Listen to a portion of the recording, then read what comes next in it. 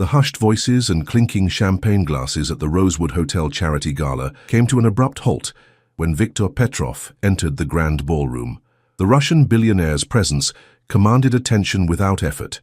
His tailored black suit, worth more than what most people in the room earned in months. His steely blue eyes surveyed the crowd with the calculated precision of someone accustomed to being the most powerful person in any space. Behind him trailed an entourage of security personnel and assistants, each maintaining a respectful distance as he moved through the parting crowd. Maya Henderson shifted uncomfortably in her borrowed dress, feeling painfully out of place among New York's elite. At 28, the single mother had never imagined she would find herself in such a setting. The catering company she worked for had called her in last minute when another server fell ill. With rent due in 3 days and her babysitter charging extra for the evening hours, Maya couldn't refuse the opportunity. "Remember, don't make eye contact with the guests unless they address you directly," her supervisor had instructed before sending her out with a tray of hors d'oeuvres. "These people don't want to be reminded that the help exists." Maya nodded, balancing the heavy silver tray, while mentally calculating how much of tonight's pay would go toward Ellie's asthma medication. Her 3-year-old daughter's health had been improving, but the prescription costs still ate up a significant portion of her income. "You there?" A woman in a shimmering gold dress called to Maya, beckoning with a finger adorned with a diamond that could have paid Maya's rent for a year. "We need more champagne at this table." "Right away, ma'am," Maya responded with a practiced smile, one that never quite reached her tired eyes. As she hurried toward the service area, she caught fragments of conversations, stock portfolios, summer homes in the Hamptons, private school admissions, a different world from her tiny one-bedroom apartment in Queens, where she sang lullabies to Ellie every night, promising things would get better. The charity gala was raising funds for children's education in developing countries. The irony wasn't lost on Maya. These wealthy patrons donating thousands to help children overseas, while service workers like her struggled to provide for their own children just miles away. She was replacing her empty tray with fresh champagne flutes when the commotion near the entrance caught everyone's attention. Viktor Petrov had arrived, and his reputation preceded him. The Russian energy magnate rarely made public appearances, preferring to operate from the shadows of his global empire. Rumors about his past in post-Soviet Russia circulated in hushed tones, stories of ruthless business takeovers and political connections that made people nervous to speak ill of him, even in his absence. Maya watched from the periphery as the event organizer, a nervous man with a receding hairline, rushed to greet Petrov. The billionaire barely acknowledged him, his expression remaining impassive as he scanned the room with the intensity of a predator assessing potential threats. "They say he donated $5 million anonymously last year," whispered a fellow server standing beside Maya. "But no one knows why he actually shows up to these things. He never socializes." $5 million would change so many lives," Maya murmured, thinking of her daughter's medical bills and the community college courses she'd been forced to abandon when Ellie was born. "Yeah, well, for guys like him, that's pocket change," the other server replied, before hurrying off to attend to guests. Maya returned to the ballroom floor, careful to remain invisible as she offered champagne to guests who rarely looked at her face. She had perfected the art of blending into the background, moving efficiently between tables without disturbing the important conversations happening around her. An hour into the event, the program began. Speakers took turns at the podium, thanking donors and sharing emotional stories about children whose lives had been transformed through education. Maya listened while continuing to serve, wondering what opportunities her own daughter might miss without the advantages these benefactors took for granted. Then came the moment that would alter the trajectory of her life. Viktor Petrov was invited to the stage, an unexpected development that sent whispers rippling through the crowd. The billionaire rarely spoke publicly, and his presence at the podium caused even the most elite attendees to lean forward in anticipation. Petrov approached the microphone with measured steps. His expression remained unreadable as he surveyed the audience. Then, instead of the expected English, he began speaking in rapid Russian. The crowd froze in collective confusion. The translator assigned to the event looked panicked, frantically flipping through notes that clearly hadn't prepared him for this deviation from the program. The Russian billionaire continued for nearly a minute, his voice deep and deliberate, while bewildered guests exchanged glances. The event organizer stood at the side of the stage, a forced smile plastered on his face as he visibly sweated through his expensive suit. Maya, who had been serving champagne to a table near the stage, suddenly realized she understood every word. Her maternal grandmother, who had helped raise her after her parents' death, was a Russian immigrant who had insisted on teaching Maya her native language. Though Maya hadn't spoken Russian regularly since her grandmother's passing 5 years ago, the language remained lodged in her memory. Petrov was not making pleasantries or discussing charitable contributions. He was testing the room. "I wonder how many people here actually care about these children beyond the tax write-off," he was saying in Russian. "I wonder who among you would recognize genuine need if it served you your champagne. I wonder who here speaks the truth." Without thinking, Maya responded in Russian, her voice clear across the momentary silence. "Some of us recognize need because we live with it daily, Mr. Petrov." The room collectively gasped. All eyes turned to Maya, standing there in her catering uniform with a tray of champagne, having just addressed the intimidating billionaire in his native tongue. The translator looked relieved, yet horrified at her interruption. Petrov's cold expression shifted almost imperceptibly as he located Maya in the crowd. For the first time that evening, genuine interest flashed across his features. He studied her for a long moment before a slight smile, the first of the evening, curved his lips. "And who might you be?" he asked in Russian, ignoring the hundreds of confused onlookers. "Just someone who understands more than people assume," Maya replied, her heart pounding so loudly she was certain everyone could hear it. The event organizer started moving toward Maya, clearly intending to remove her for the interruption. But Petrov raised his hand, stopping the man in his tracks. "Please, continue serving," Petrov said to Maya in English, his accent thick but his meaning clear. Then he switched back to his prepared remarks in English, thanking everyone for their contributions, as if the unusual exchange had never occurred. Maya's hands trembled as she continued working, aware of curious and sometimes hostile glances from guests who viewed her as having overstepped an invisible boundary. She had potentially jeopardized her job, and she couldn't afford that. Not with Ellie depending on her. As the evening progressed, Maya tried to make herself even more invisible, mortified by her impulsive response. When her shift finally ended at midnight, she changed out of her uniform in the staff bathroom, eager to catch the last train back to Queens, where Mrs. Diaz was watching Ellie. "Henderson," her supervisor called as she was leaving through the service entrance. "Someone wants to speak with you." Maya's stomach dropped. This was it. She was being fired for embarrassing the catering company in front of their prestigious clients. Instead, waiting in the small staff break room was Viktor Petrov himself, without his entourage. "I believe we have more to discuss," he said, switching to Russian once more, "about recognizing genuine need." Maya stood frozen in the dimly lit break room, clutching her worn handbag against her side. Viktor Petrov's presence filled the small space, making it difficult for her to breathe. He gestured toward a plastic chair across from where he stood. "Please sit," he said in Russian, his tone softer than it had been on stage. Maya hesitated, glancing at her watch. "I'm sorry, Mr. Petrov, but I need to catch the last train." Your daughter is waiting," he finished for her, switching to English. "I understand. I won't keep you long, but what I have to say might be worth a few minutes of your time." Something in his expression made Maya lower herself into the chair. Her supervisor hovered nervously at the door before Petrov dismissed him with a slight nod. "What you did tonight was unexpected," the billionaire said, remaining standing. "In my experience, people are rarely honest in rooms full of power and money." "I spoke without thinking," Maya admitted. "I didn't mean to disrupt the event." Petrov studied her with those penetrating blue eyes. "Tell me about yourself, Maya Henderson." She was surprised he knew her name, but realized her supervisor must have told him. "There's not much to tell. I'm a single mother working multiple jobs to support my daughter." "And you speak flawless Russian because my grandmother. She raised me after my parents died in a car accident when I was 8. She was from St. Petersburg. She never let me forget my heritage." Maya smiled faintly at the memory of the stern but loving woman who had shaped her childhood.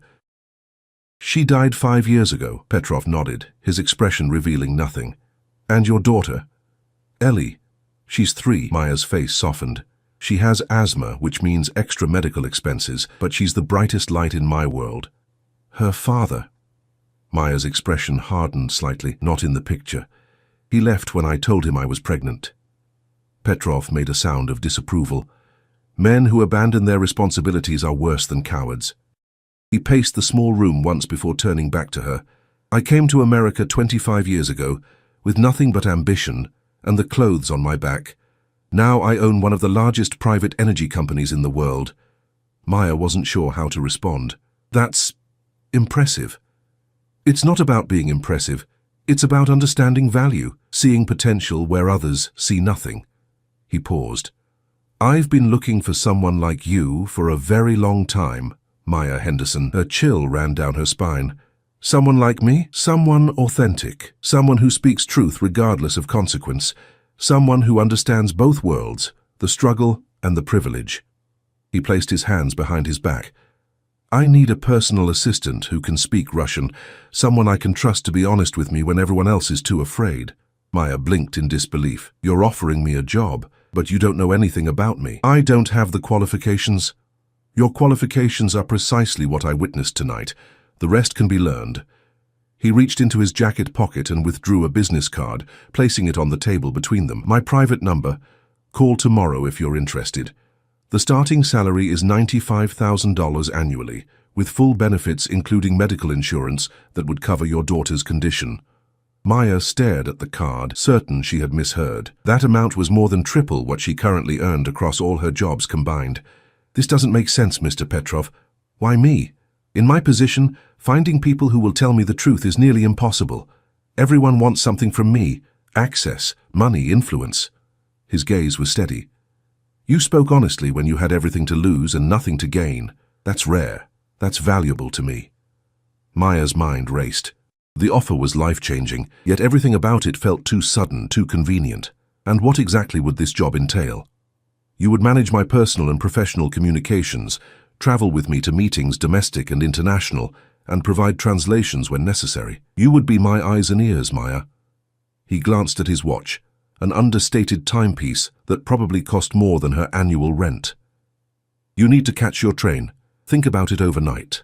If you're interested, call tomorrow. And if I'm not? Maya asked, finding courage she didn't know she possessed. A hint of amusement flashed across Petrov's face. Then you continue serving champagne to people who don't see you, and I continue my search. The choice is entirely yours. After Petrov left, Maya sat alone in the break room staring at the business card. The salary alone would transform her and Ellie's lives. No more choosing between medication and new shoes. No more living paycheck to paycheck. No more midnight shifts away from her daughter. But something about the offer felt too perfect, too serendipitous. On the train ride home, Maya's mind churned with possibilities and doubts. The other passengers, night shift workers, partygoers, and the exhausted service industry employees like herself, faded into the background as she contemplated Petrov's offer. By the time she arrived at her apartment, Mrs. Diaz was dozing on the couch. The elderly woman lived down the hall and often watched Ellie in exchange for home-cooked meals and help with her own bills. She was an angel, as always, Mrs. Diaz whispered, as Maya thanked her and walked her to the door. Did you have a good night, Mija? It was unexpected, Maya replied, unable to find better words to describe her evening. After Mrs. Diaz left, Maya quietly entered Ellie's tiny bedroom. The night light cast a soft glow over her daughter's sleeping form. Maya gently brushed a curl from Ellie's forehead, noticing how her breathing seemed easier tonight. The child stirred slightly but didn't wake. What should I do, little one? Maya whispered. Is this our chance, or am I being naive? The next morning, after a restless night, Maya took Ellie to the small playground near their apartment. As her daughter gleefully clambered up and down the slide, Maya sat on a bench and pulled out her phone and Petrov's business card. Before she could dial, her phone rang. It was Janet from the catering company. Maya, about last night, Janet began, her tone making Maya brace for the worst. I know, and I'm sorry for speaking out of turn. No, that's not it, Janet interrupted. The client who organized the event, not Petrov, the foundation, they were impressed by your quick thinking when the Russian billionaire went off script. They're offering you a position as an event coordinator. It's entry-level but comes with benefits and regular hours. Maya was stunned. But I don't have experience in event planning. They said they'll train you. It's $52,000 a year to start. I know it's not as much as you'd make with continued gigs and your other jobs, But the stability might be worth it. Plus, there's room for advancement. Janet paused. You'd be working with the foundation that helps children worldwide. They were impressed by your authenticity, I think they said. After ending the call, Maya felt even more conflicted. 2 job offers in less than 24 hours, both stemming from her impulsive response at the gala. The foundation job paid less than Petrov's offer, but seemed more straightforward, more aligned with her values, perhaps. As she contemplated her options, a black luxury SUV pulled up to the curb near the playground. The back window lowered, revealing Viktor Petrov inside. I reconsidered waiting for your call, he said as Maya approached cautiously, keeping Ellie in her sightline. Some opportunities shouldn't be left to chance. How did you find me? Maya asked, unnerved. I have resources, he replied simply. Have you made a decision? Maya crossed her arms. Actually, I just received another job offer from the foundation that hosted last night's event. Something flashed in Petrov's eyes. Surprise, perhaps even respect. And what are you thinking? I'm thinking that neither offer makes complete sense, Maya said honestly. I'm wondering why a billionaire and a prestigious foundation would suddenly be interested in a server with no connections or special qualifications beyond speaking Russian and being honest at an inconvenient moment. Petrov was silent for a moment, then opened the car door. Get in, bring your daughter. There's something you should see before you decide. Maya hesitated, every instinct telling her not to get into a stranger's vehicle, billionaire or not. We'll stay in public spaces, Petrov added, seeming to read her thoughts. You have my word. Against her better judgment, but driven by curiosity, Maya called Ellie over. Something about this man and this situation felt significant, like a crossroads she couldn't fully understand yet. Where are we going? She asked as she buckled Ellie into the luxurious back seat, the child's eyes wide with wonder at the vehicle's plush interior. To show you why I was really at that charity gala last night, Petrov answered, and perhaps why you were there too. The sleek SUV glided through the streets of New York, its tinted windows separating Maya and Ellie from the bustling city outside. Ellie sat wide-eyed between Maya and Viktor Petrov, occasionally stealing glances at the imposing Russian. She looks like you, Petrov observed in English, his gaze softening as he watched Ellie fidget with the zipper of her worn jacket. Everyone says that, Maya replied, maintaining a protective arm around her daughter's shoulders. Mr. Petrov, where exactly are we going? Please, call me Viktor. He directed his attention back to Maya. We're going to Brooklyn, to one of my projects that doesn't make the press releases. The car turned into a neighborhood Maya recognized as one of the areas that had seen better days before falling into disrepair. Recently, though, signs of revitalization had begun to appear amid the neglected buildings. They pulled up in front of a renovated brick building with large windows and a freshly painted sign reading Bridges Community Center. Children of various ages played in a fenced courtyard while adults, seemingly staff members, supervised their activities. What is this place? Maya asked as the driver opened their door. A beginning, Viktor replied cryptically.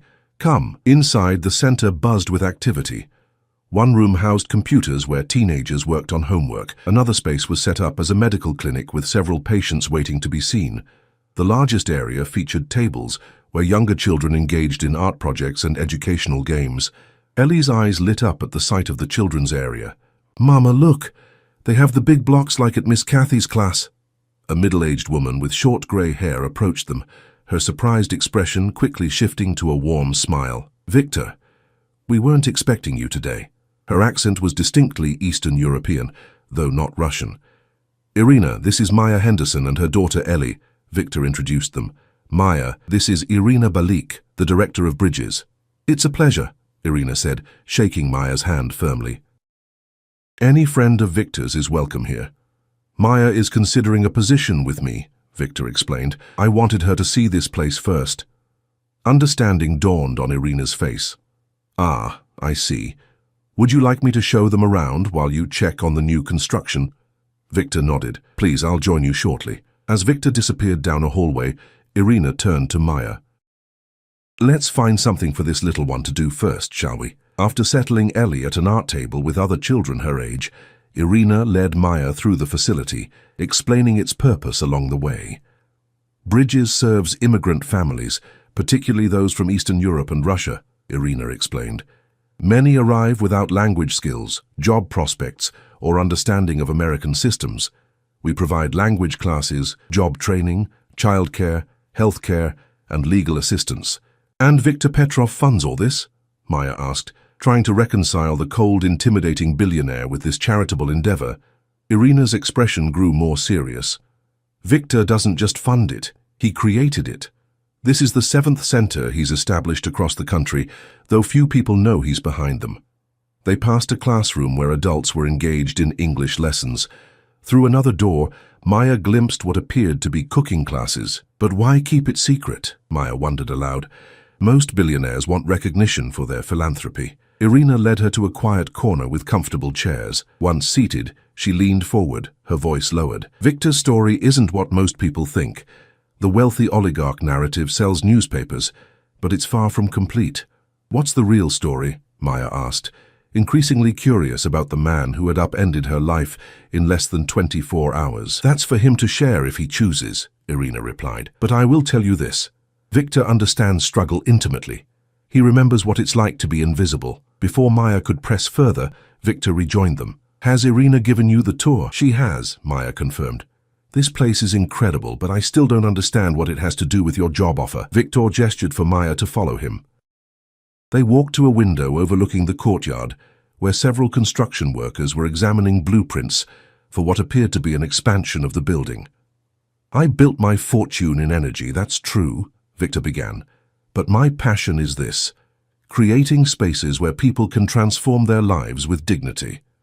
Why keep it secret? Maya asked. Business and charity don't always mix well, he replied.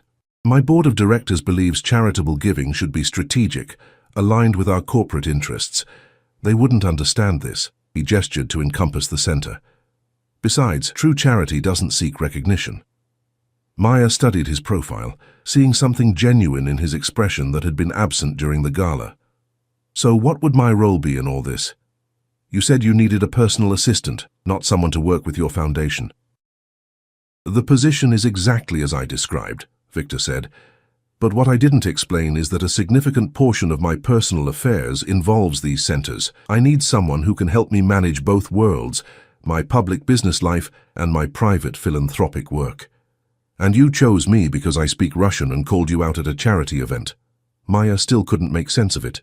Viktor turned to face her fully. I chose you because in that moment you reminded me of someone I once knew. Someone who spoke truth regardless of consequence. A shadow crossed his face. My sister, Anya. The personal revelation surprised Maya. Your sister? She died 20 years ago in Russia. Cancer that could have been treated with proper medical care, which we couldn't afford at the time. His voice remained steady, but Maya detected the pain underneath. She was always the honest one, the brave one. Even when we had nothing, Maya felt a surge of empathy for this complicated man. I'm sorry about your sister. Viktor acknowledged her sympathy with a slight nod before continuing. The foundation that offered you a position this morning, they're aware of my centers, though not my connection to them. They provide some of our educational programming. Wait, Maya said, as realization dawned. Did you arrange that job offer too? No, Viktor replied, seeming mildly amused. That was genuine coincidence. Though not entirely surprising, people who recognize authenticity are drawn to it. As they talked, Ellie came running over with a colorful drawing. Mama, look what I made! Maya knelt to admire her daughter's artwork. It's beautiful, sweetheart. It's for you, Ellie said, unexpectedly handing the drawing to Viktor. The lady said you built this place for kids. Viktor appeared momentarily stunned as he accepted the crayon drawing, depicting what seemed to be people holding hands around a building. Thank you, Ellie. This is very special. Watching this interaction, Maya felt her suspicions softening. The genuine surprise and appreciation on Viktor's face as he carefully folded the drawing and placed it in his jacket pocket spoke volumes. Maya, a familiar voice called from across the room. Maya turned to see Caroline Davis, a woman she had served at several catering events over the past year. Caroline, what are you doing here? Maya asked as the elegantly dressed woman approached. I volunteer here twice a week, Caroline explained, before noticing Viktor. Mr. Petrov, I didn't realize you were visiting today. You two know each other? Maya asked, confused by this connection. Caroline is one of our most dedicated volunteers, Victor explained. She's been helping with our adult literacy program. And you've been hiding talents, Maya, Caroline said with a smile. I had no idea you spoke Russian until last night's gala. That was quite a moment. The pieces were starting to connect in Maya's mind. Wait, are you affiliated with the foundation that offered me the job this morning? Caroline's expression turned apologetic. Actually, I'm on their board. I may have strongly recommended you after what I witnessed last night. I hope that wasn't overstepping. Before Maya could respond, Victor's phone rang. After checking the screen, he excused himself to take the call, stepping away from the group. He doesn't let many people see this side of his work, Caroline said quietly to Maya. You must have made quite an impression. I'm still trying to understand why, Maya admitted. Caroline studied her thoughtfully. Perhaps because you're both more similar than you realize. Different circumstances, but the same core values. Their conversation was interrupted when Victor returned, his expression suddenly guarded. I apologize, but I need to attend to an urgent matter. My driver will take you wherever you need to go, Maya. What's wrong? Maya asked, sensing the abrupt shift in his demeanor. Victor hesitated before answering. It seems someone has been investigating my connection to these centers. A journalist is asking questions that suggest they've discovered information I've kept private for good reason. Is that dangerous? Maya asked. Not dangerous, but complicated, Victor replied. There are aspects of my past that, if misrepresented, could jeopardize everything I've built, both my business and these centers. Maya felt a chill run through her. What kind of aspects? Victor's expression darkened, the kind that powerful people would prefer to keep buried. He checked his watch. I need to go. Think about my offer, Maya. I believe we could accomplish something meaningful together. As Victor prepared to leave, Maya made a split-second decision. I want to help, Victor paused. With what? With whatever this problem is. Maya surprised herself with her own boldness. If someone is threatening your work here, I want to help protect it. Victor studied her intently. You don't even know what you're offering to protect. I know what I've seen today, Maya replied, gesturing toward Ellie, who was back at the art table. I know my daughter just had the best hour of her week in this place you created. That's enough for now. A hint of a smile touched Victor's lips. Perhaps you're more like Anya than I first thought. He seemed to come to a decision. All right. Come with me if you want to help. Irina can watch Ellie for a few hours. After confirming this arrangement with Irina and promising Ellie she'd be back soon, Maya found herself once again in Victor's SUV, heading toward a confrontation that would reveal just how complicated the Russian billionaire's past truly was, and how unexpectedly intertwined their futures might become. The SUV wove through Manhattan traffic, heading toward a gleaming skyscraper in Midtown, where Victor's U.S. headquarters occupied the top 5 floors. Neither of them spoke much during the ride, each lost in their own thoughts. Maya stared out the window, questioning the wisdom of her impulsive decision to involve herself in the problems of a man she barely knew. The journalist's name is Daniel Reeves, Victor finally said as they approached their destination. He's been investigating me for months, though I only recently became aware of it. What exactly is he looking for? Maya asked. Victor's jaw tightened. The official story of how I built my fortune involves smart investments and timing. The truth is more complicated. The SUV pulled into an underground garage, and they took a private elevator directly to the 50th floor. Victor's office suite was surprisingly understated compared to the opulence Maya had expected. Practical furniture, walls lined with bookshelves rather than artwork, and large windows offering a breathtaking view of the city. A harried-looking man in his 40s rushed toward them as they entered. He's already here, Mr. Petrov. Conference room B with Ms. Harlow from legal. Victor nodded. Thank you, James. This is Maya Henderson. She'll be joining us. James looked surprised, but recovered quickly. Of course, can I get you anything, Ms. Henderson? I'm fine, thank you, Maya replied, suddenly very aware of her casual weekend clothes in this professional environment. Victor led her to a sleek conference room where a man with salt-and-pepper hair sat across from a stern-looking woman in a tailored suit. The man, presumably Daniel Reeves, looked up with undisguised interest when Maya entered behind Victor. Mr. Petrov, Reeves stood, extending his hand. Thank you for agreeing to meet on such short notice. Victor shook the journalist's hand briefly. You didn't leave me much choice, Mr. Reeves. Your message implied serious allegations. Not allegations, Reeves corrected. Questions based on documented evidence. His gaze shifted to Maya. And you are? Maya Henderson, she replied, finding her voice. I work with Mr. Petrov. New addition to the team? Reeves asked with a hint of skepticism. I don't believe you were on the staff list my researcher compiled. Recent hire, Victor interjected. Now, what exactly do you want, Mr. Reeves? Everyone took seats around the conference table. The lawyer, Ms. Harlow, had a legal pad ready, her expression revealing nothing. Reeves placed a folder on the table. I'm working on an exposé about the origins of wealth among post-Soviet billionaires, including you, Mr. Petrov. While researching, I discovered connections between your energy company and a series of community centers across the U.S. That's hardly newsworthy, Ms. Harlow commented. Many corporations have charitable foundations. True, Reeves agreed, but most don't go to such lengths to hide their philanthropy, and most don't have connections to former KGB officers who mysteriously disappeared after helping certain businessmen acquire state assets during privatization. The temperature in the room seemed to drop several degrees. Maya glanced at Victor, whose expression remained carefully neutral. You're speaking of Mikhail Baranov, Victor said, surprising everyone by addressing the accusation directly. He was my uncle. Reeves hadn't expected this admission. He recovered quickly. Yes, your mother's brother. Records show he held a significant position in Soviet intelligence before the collapse. Then he helped you acquire your first energy assets before disappearing in 1998. Is there a question in there, Mr. Reeves? Ms. Harlow asked coldly. Several, Reeves replied. First, where is Mikhail Baranov now? Second, how exactly did a 23-year-old immigrant acquire the capital to purchase state-owned energy infrastructure? And third, why are you so determined to keep your charitable work secret?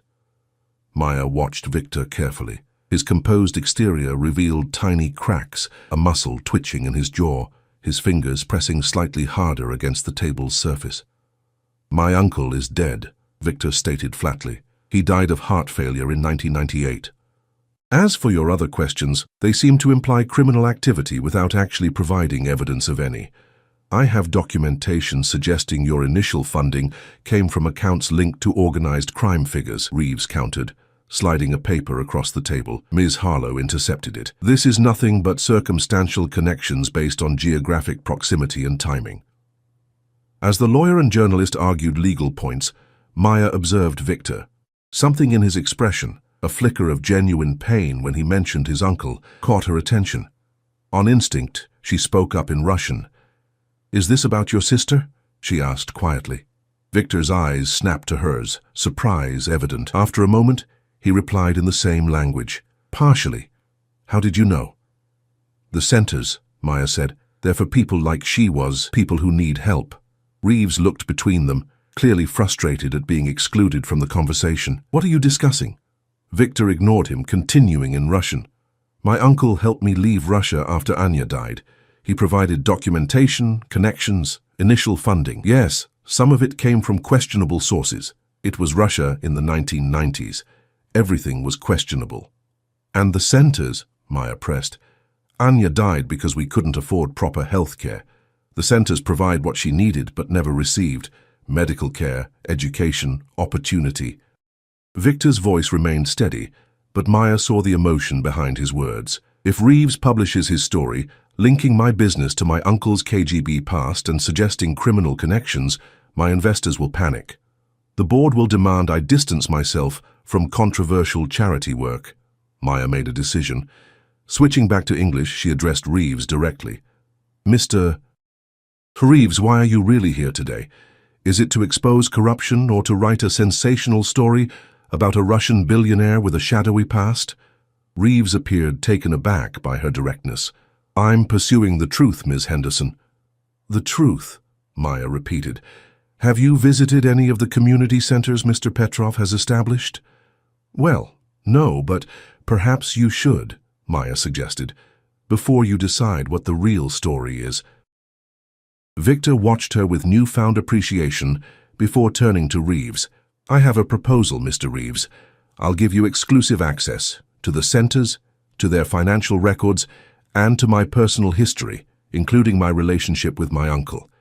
In return, you focus on what these centers actually do rather than sensationalizing their funding source. Reeves considered this. And if I find evidence of current illegal activity? You won't, Victor stated confidently, because there isn't any.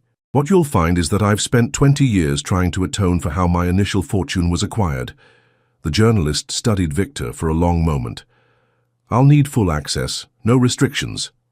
Within reason, Ms. Harlow interjected.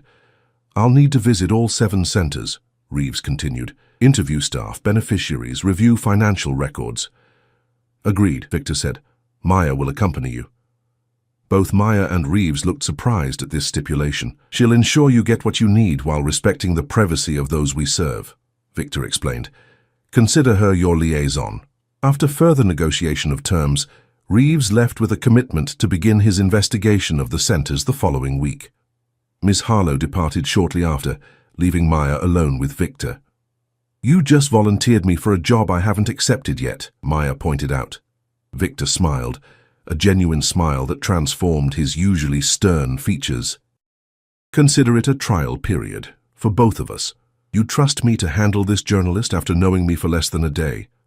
Trust doesn't come easily to me, Maya, Victor admitted, but sometimes you have to follow your instincts. He paused. Besides, you were right about Anya.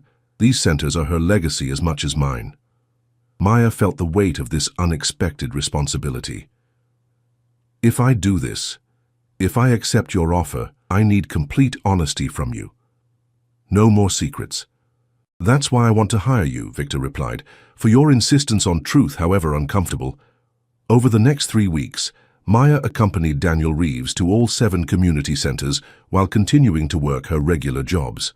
The journalist was thorough, interviewing dozens of immigrants whose lives had been transformed by the services provided. With each visit, the story shifted from Victor's questionable past to the undeniable impact of his present work. 1 month after their first meeting with Reeves, Maya sat with Victor in his office, reviewing the journalist's final draft. The article titled, From Shadows to Light, How a Russian Immigrant's Past Shaped America's Future, focused primarily on the center's impact while acknowledging the complex origins of Victor's wealth. He was fair, Maya observed. More than fair. Because he saw the truth, Victor replied. Thanks to you. Maya had officially accepted Victor's job offer 2 weeks earlier. The transition had been challenging, but rewarding. Her new salary allowed her to move Ellie to a better apartment in a neighborhood with excellent schools. Ellie's asthma was now properly managed, with comprehensive healthcare coverage. I have something for you, Victor said, sliding a folder across his desk. Maya opened it to find papers for a new charitable foundation, the Anya Petrov Foundation, with her name listed as Executive Director. What is this? She asked, stunned. The next phase, Victor explained. I'm establishing a formal foundation to manage all the centers and expand to more cities. I need someone I trust to run it. But I don't have experience with. You have everything that matters, Victor interrupted. Integrity, compassion, and the ability to see people for who they truly are. He leaned forward. This was always the plan, Maya. Not just an assistant position, but a partner in building something meaningful. Why me? Maya asked, still struggling to comprehend the opportunity before her. Because you remind me that second chances are possible, Victor said simply, for all of us. 6 months later, Maya stood on a stage at the opening ceremony for the 8th Community Center, this one in her own Queens neighborhood. Ellie sat in the front row beside Victor, who had become something of an uncle figure to the young girl. As Maya addressed the crowd of community members, donors, and journalists, she caught Victor's eye. He gave her an almost imperceptible nod of approval. Second chances don't just happen, Maya told the audience. They're built one day at a time by people who refuse to be defined by their circumstances. She thought of how far she'd come from that night at the charity gala, from serving champagne to directing a multi-million-dollar foundation, all because she had spoken truth when silence would have been easier. After the ceremony, as she watched Ellie proudly showing Victor her new school backpack, Maya reflected on how completely her life had transformed. The journey hadn't been easy. There had been skeptics, challenges, and difficult truths to confront, But through it all, she had discovered strength she never knew she possessed. "Ready to go home?" Victor asked as he approached with Ellie. Maya smiled, thinking of all the meanings that simple word now held, the physical home they'd built, the emotional security they'd found, and the community they were creating together. "Yes," she replied, "we're ready."